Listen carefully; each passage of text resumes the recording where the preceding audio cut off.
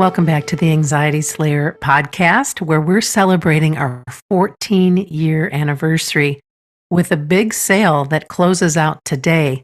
You can save 50% on our most popular anxiety relief courses in the Anxiety Slayer Academy. All you need to do is use the coupon code anniversary when you check out. And again, that does run through midnight today, November 12th. So head on over to anxietyslayer.teachable.com and explore our courses.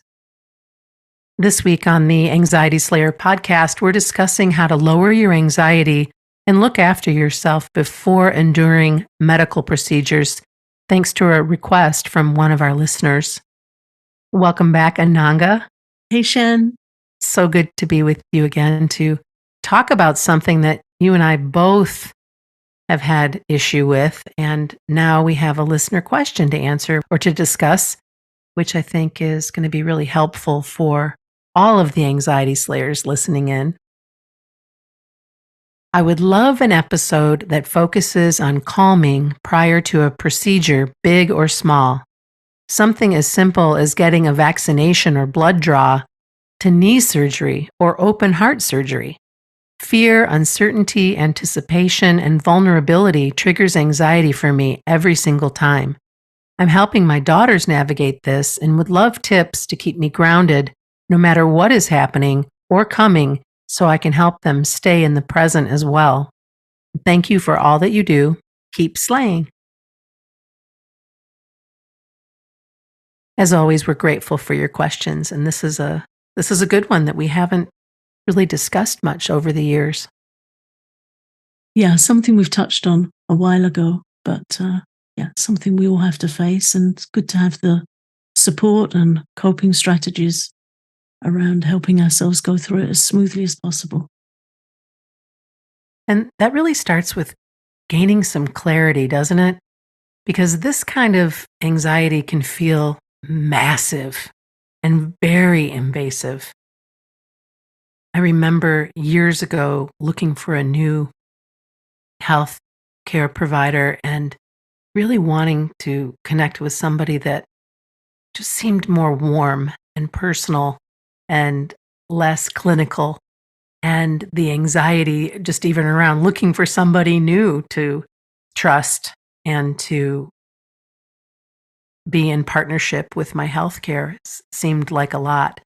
But where I'm going here with the story is I did find that person and I'm grateful for them. They've since retired, but I remember going in for something as simple as a blood pressure reading and just knowing that my blood pressure was going to be too high, because it turns out I'm one of those people that has that white coat syndrome where my blood pressure goes through the roof, which led to a lot of testing and scrutiny that proved the fact that that was what was happening. Because if I took my blood pressure at home, it was much lower than in the doctor's office. So that was gaining some clarity and getting clear on what I was worrying about and realizing, oh, okay, if I'm measuring this over time and this is what things look like versus what's happening there, I can rest a little bit easier in knowing that that's something that's up and something I can share with my new healthcare provider.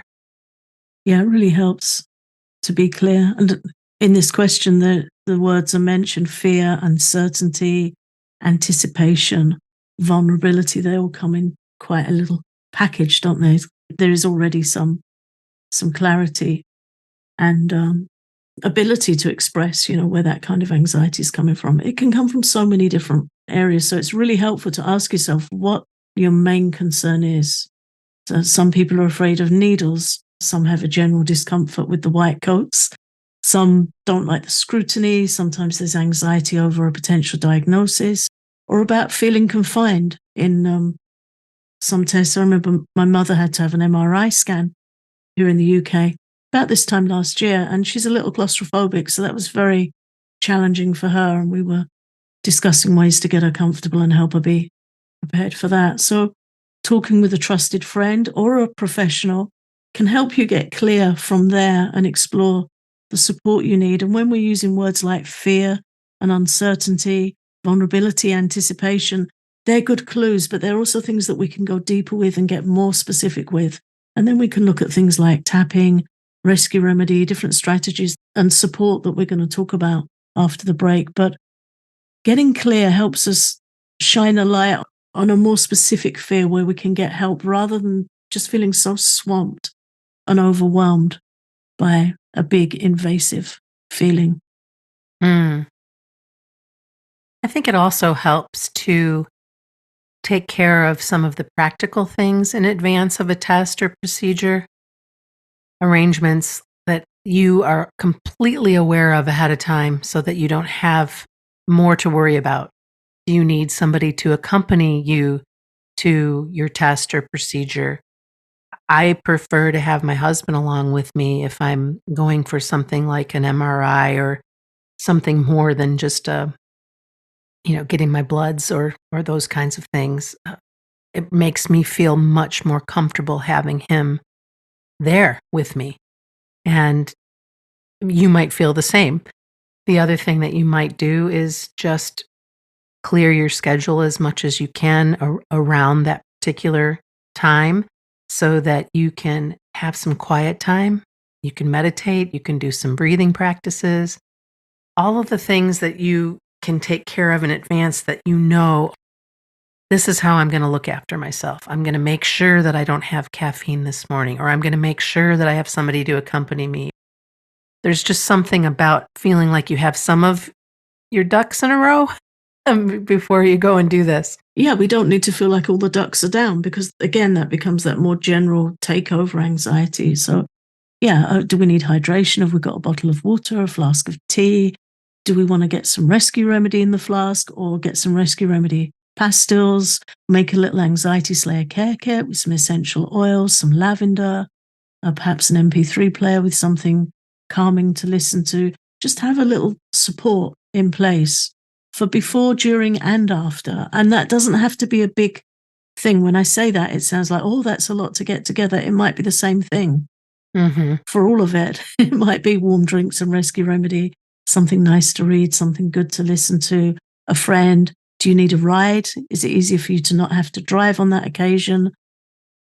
I recently moved, so I'm now under the care of a different hospital to where I was before. I had to figure out parking. Where do I go? Where do I park? What does that look like? And Yeah. it was just easier for me to get on Google, trace out the route, look at the parking, figure it out before I went. It was less nervous energy to have things in place. So as practical or as loved up as we need to be, it's just being clear about our needs, and anything goes with that.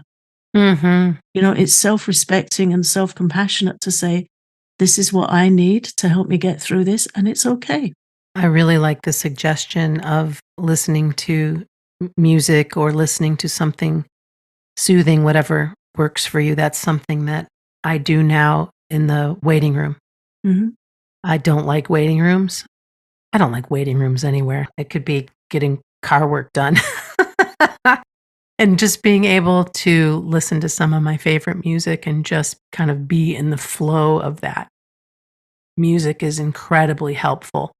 I think the other part that's really helpful too is to have something to look forward to afterwards, knowing that you've got something more than this procedure or appointment, or if you are going to be in hospital for a period of time, that you have something to look forward to after so that you can see. It's kind of like the recommendation that after you come home from vacation, start planning the next one.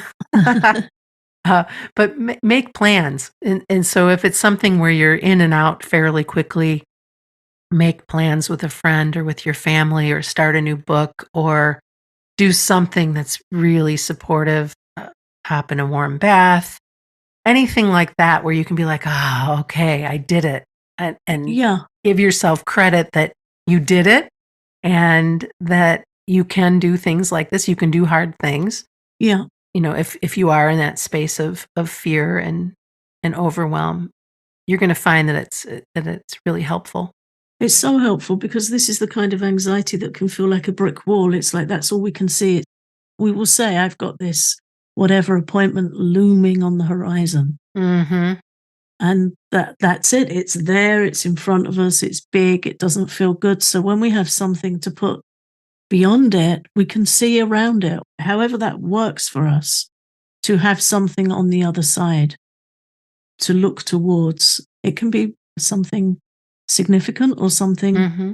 small, or just peace and a nourishing meal and some processing and a moment of self-compassion, giving yourself a hug and saying you did it. Yeah. You did the hard thing. I was listening to Brené Brown's audiobook of her new book, Atlas of the Heart, and she shared about her anticipatory anxiety with dental visits. And she said they're never that bad. She gets good care, she's got kind people, but she said that she can get herself in such intense feelings before the event running up to it that even when it's over, it can take her time to sort of settle and come back down. Oh, yeah. You've got all of that cortisol shooting through your body and just, yeah, I can relate. I can relate, Brene, having just been to the dentist last week. Love how she's so human. Yeah. Yeah. So, that also shows you if Brené Brown struggles with this stuff, it's okay. We all can and we all do. Yeah. And just to allow for that, you might need a little extra chamomile tea, rescue remedy, hug, just to allow for that little extra self-care on the other side. After the break, we'll be talking about supportive calming techniques you can do before a visit to the doctor or any medical procedure. This show is sponsored by BetterHelp. For lots of people, and I'm sure many of our listeners, this time of year can be a bit of a grind, and it's totally natural to feel some trepidation about it. Navigating the change in season, planning for the holidays and all that comes with the hustle and the giant expectations we often put on ourselves. Therapy can actually be something to look forward to amid all of the stress and never ending to do lists. And you can come away more grounded and have access to lots of supportive tools to help you manage everything you have going on. If you're thinking of starting therapy, give BetterHelp a try. All you have to do is fill out a brief questionnaire to get matched with a licensed therapist, and you can switch therapists at any time for no additional charge. Find your bright spot this season with BetterHelp. Visit betterhelp.com/slayer today to get 10% off your first month. That's BetterHelp, HELP.com/slayer. Before the break, we were talking about how important it is to care for yourself and have something to look forward to after your doctor's appointment or procedure. And now we're going to dive into what you can do and where you can find comfort and some calming and coping techniques that will help you as well.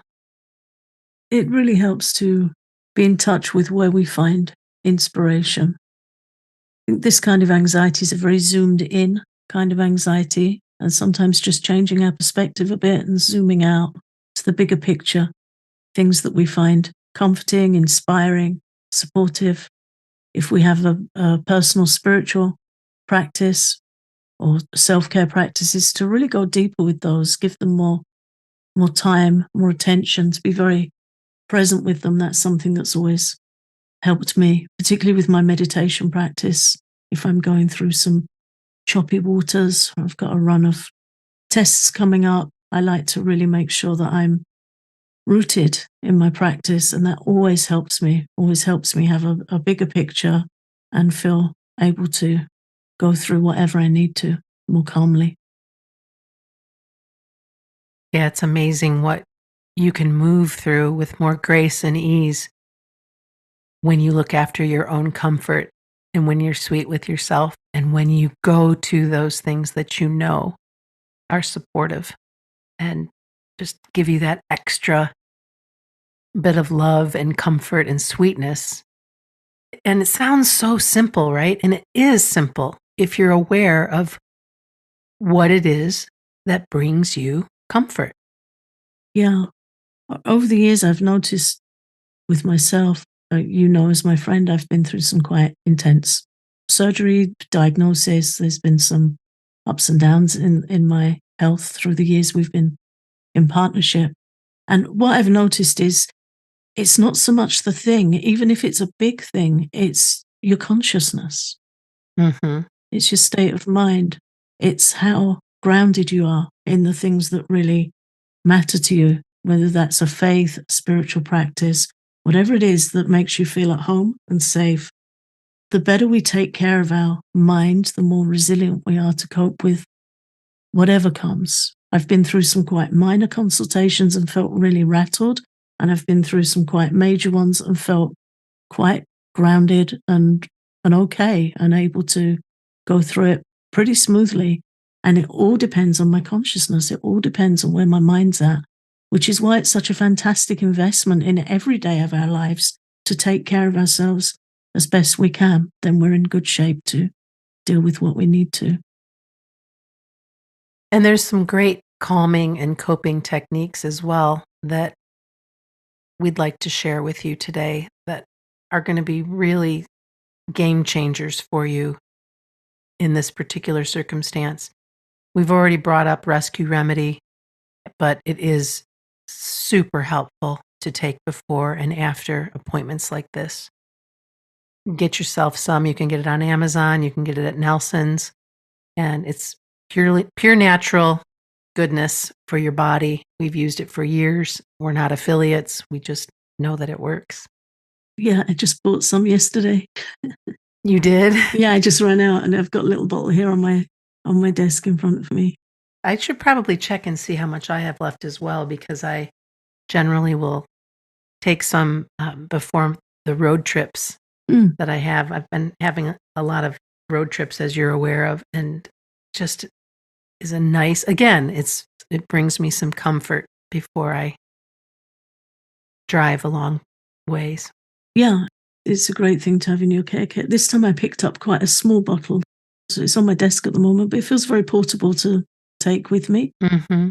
And I got some pastels as well, which I'm keeping in the car. Actually says on the bottle, I'm holding it, comfort and reassure.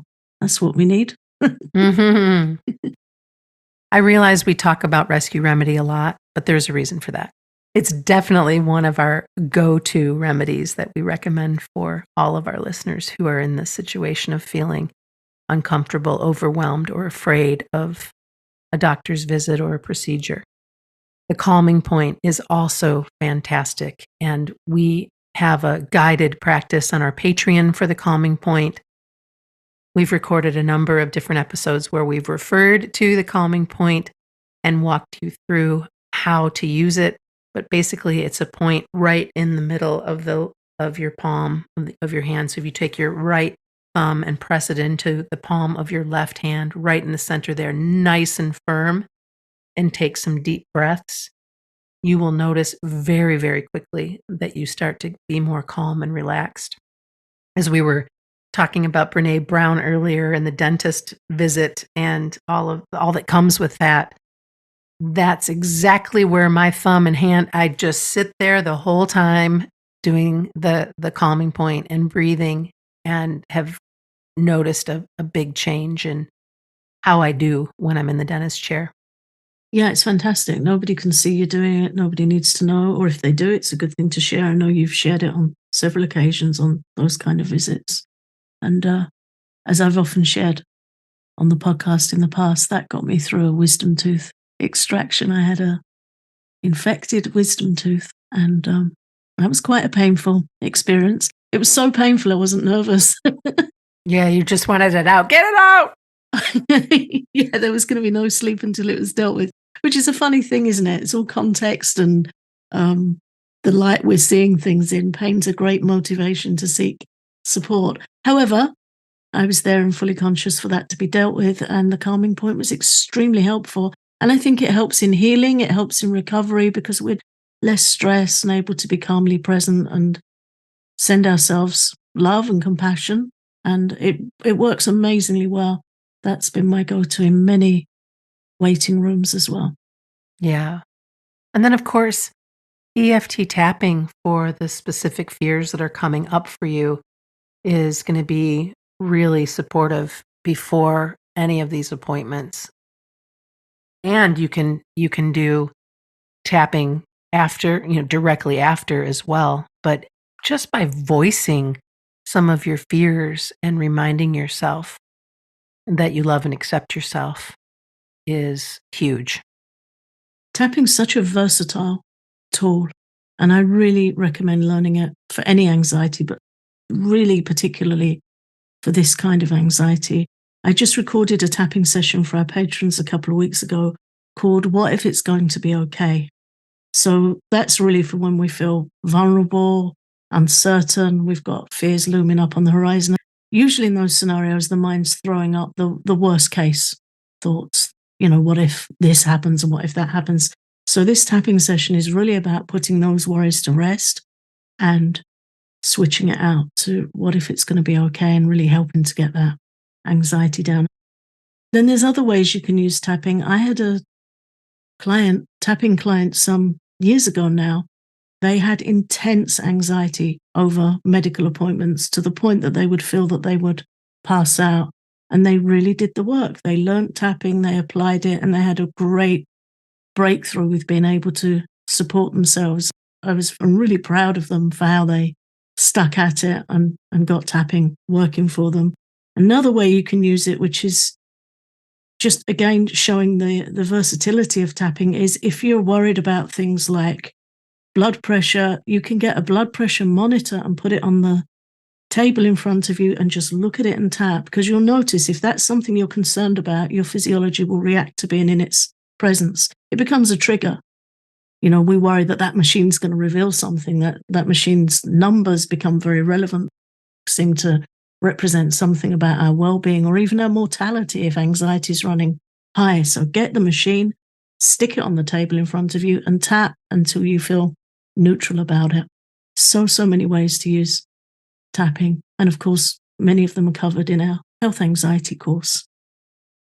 Yeah, there's some great sessions in the health anxiety course, and we've had lovely feedback from students who have signed up for that. And that reminds me to just let you guys know one more time that today is the last day to save 50% on our most popular anxiety relief courses in the Anxiety Slayer Academy. All you have to do is use the coupon code anniversary when you check out to take advantage of that 50% off. And you can do that until midnight on November 12th. Visit anxietyslayer.teachable.com. And again, just use that coupon code anniversary when you check out to save 50% on any of the courses that you find there.